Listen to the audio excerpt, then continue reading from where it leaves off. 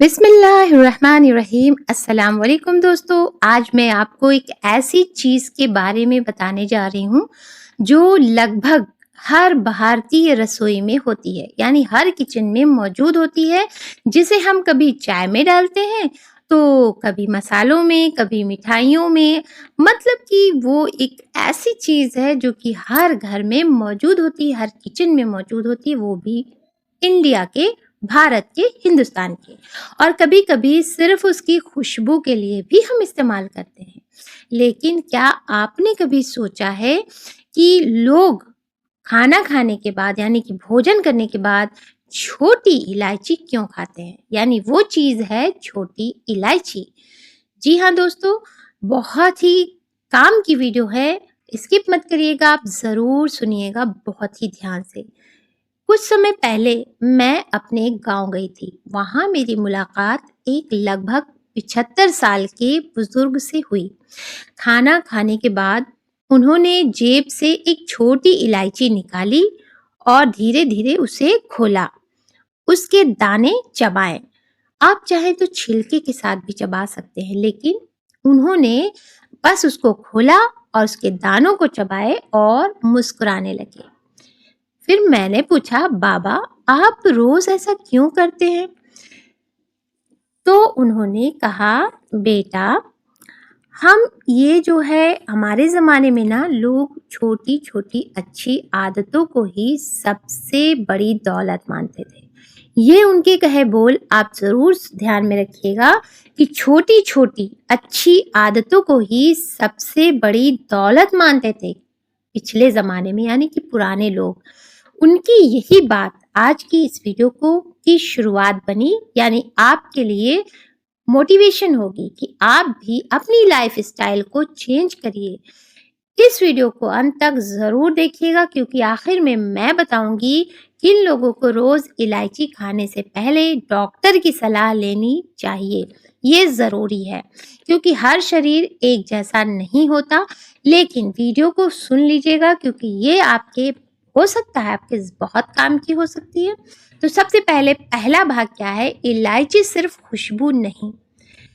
जो लोग इसको सिर्फ फ्लेवर मानते हैं वो ऐसा नहीं है। बाबा ने कहा आज लोग इलायची को सिर्फ और सिर्फ माउथ फ्रेशनर समझते हैं, यानी खाने के बाद उसे खाकर महक आ जाए, मुंह अच्छा फ्रेश फील हो।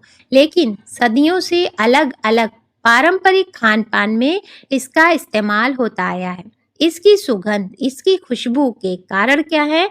भोजन के बाद कई लोग इसे खाना पसंद करते हैं, यानी इसी वजह से लोग खाते हैं।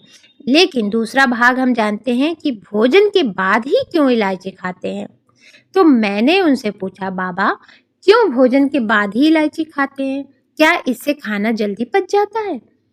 तो फिर बाबा ने मुस्कुरा कर कहा, और जब हमने उनसे पूछा तो उन्होंने कहा, ऐसा नहीं है कि इलायची कोई जादू कर देती है, यानी भोजन को एकदम से पचा देती है। लेकिन कई लोगों को भोजन के बाद इसे खाने से हल्कापन महसूस होता है, यानी उनका पेट भारी नहीं रहता है, हल्कापन महसूस होता है। इसलिए भी उन्होंने कहा, हर इंसान का शरीर अलग होता है, यानी कि शरीर मीन्स उनके बॉडी पार्ट्स के सब कुछ शेप भी और उनका काम करने का तरीका भी अलग होता है। कोई अच्छा, मतलब कोई सेंसिटिव नहीं होता, कोई सेंसिटिव होता है। इसीलिए किसी भी चीज़ का असर भी अलग हो सकता है।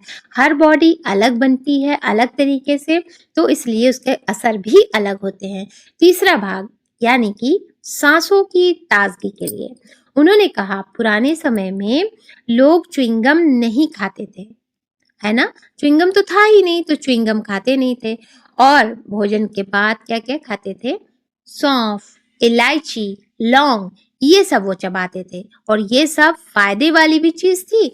वो भोजन भी पचाते थे, हल्कापन भी रहता था और माउथ फ्रेशनर भी रहता था। बहुत सारी चीज़ों के लिए फायदेमंद होता था, वो हम आपको आगे बताएंगे। तो च्युइंगम आज के ज़माने में चबाया जाता है, तो वही चीज़ थी। कई लोगों को इससे मुँह भी ताज़ा महसूस होता था, फ्रेश फ़ील होता था। यही वजह है कि आज भी कई जगह भोजन के बाद इलायची दी जाती है। आपने देखा होगा ना, जब कहीं रेस्टोरेंट वगैरह में हम जाते हैं उसके बाद इलायची है, सौंफ है, मिश्री है, ये जो मिलता है ना, तो यही चीज़ है।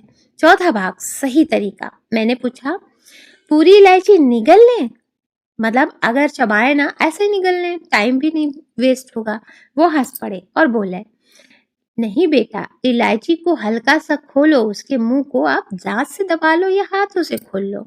उसके दानों को चाहे तो सिर्फ निकाल के चबा लो या फिर छिलकों के साथ भी आप चबा सकते हो।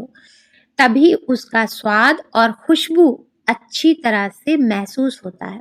यानी मुंह भी ठंडा ठंडा सा होता है और हलक से लेकर पेट तक ठंडा ठंडा होता है और अच्छा सा फील होता है। पांचवा भाग, सबसे बड़ी गलती। आजकल इंटरनेट देखकर कुछ लोग रोज 8 से 10 इलायची खाना शुरू कर देते हैं।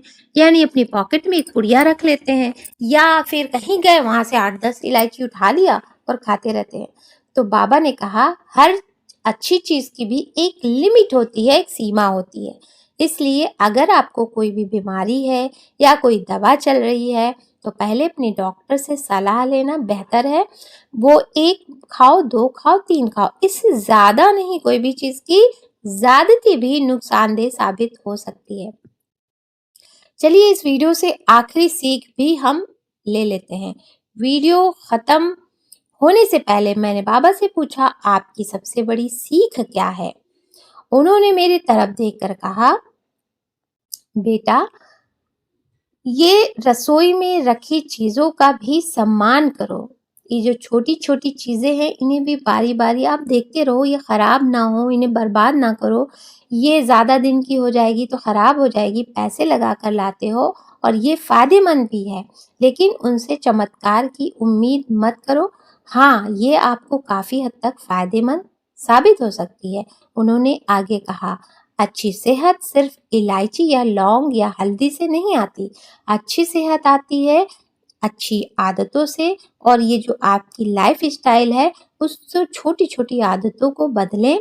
समय पर अच्छे से सोएं, नींद पूरी करें, 7 से 8 घंटे की नींद, और संतुलित भोजन से और रोज थोड़ा चलने से भी।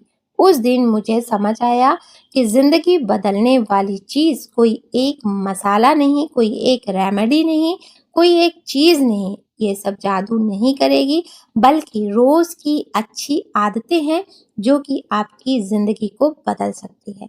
अगर आज की वीडियो से आपको कुछ भी नया सीखने को मिला है तो अपने फैमिली और अपने फ्रेंड्स के साथ, अपने घरवालों के साथ, अपने दोस्तों के साथ, अपने परिवार के साथ इसे शेयर करें, ज़रूर शेयर करें, ताकि उससे भी उन्हें कुछ सीख मिले, उन्हें भी कुछ फ़ायदा हासिल हो।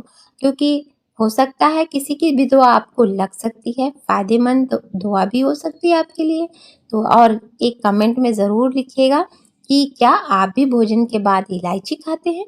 अगर आप ऐसी ही स्वास्थ्य और जीवन से जुड़ी उपयोगी जानकारी चाहते हैं तो हमारे चैनल को ज़रूर सब्सक्राइब कर लीजिएगा। चैनल का नाम है इस्लामिक वॉइस 786, और इसको सब्सक्राइब करके बेल नोटिफिकेशन भी ज़रूर ऑन कर लें ताकि वीडियो जैसे आए वैसे आपको मिल जाए। बहुत शुक्रिया, धन्यवाद। Thanks for watching. मिलते हैं अगली वीडियो में, तब तक के लिए टेक केयर, अल्लाह हाफ़िज़।